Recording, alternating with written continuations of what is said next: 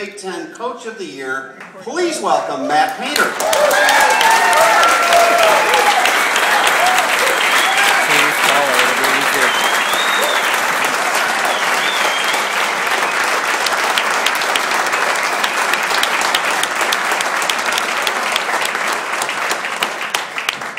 Interesting off-season. Sometimes you got to recruit young players. Sometimes you got to kind of recruit players who were on your roster.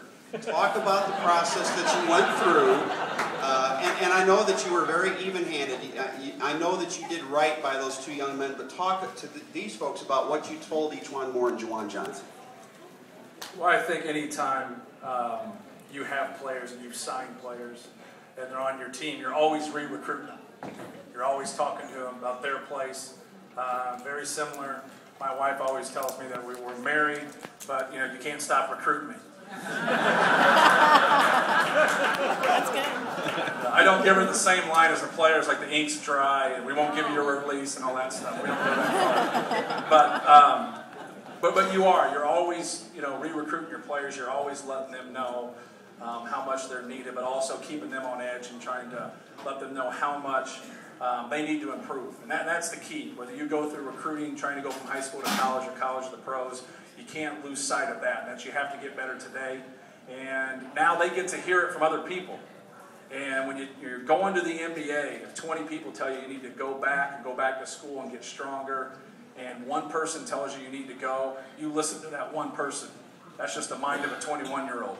That's just the way it is. But both of those guys went through the process. They got a couple workouts. They changed the date in terms of when they had to announce that they were coming back. Juwan Johnson was not working out for people that were going to draft him. And that's a difficult now to make his decision. That doesn't make any sense because he's not, talking to the people that have, into the first round picks. And so that was a difficult thing. Before, they had like 45 days, and you worked out for everybody. The year before this, Luke Herringody, he worked out for 13 teams. So he had a very good pulse on where he was going to be in the draft because he talked to 13 different general managers. Juwan talked to 2. Each one talked to 2. And so you don't have a great pulse at that time. And so it'll be interesting to see if that date stays the same. I'm happy the date was where it was, even though I had no influence over that.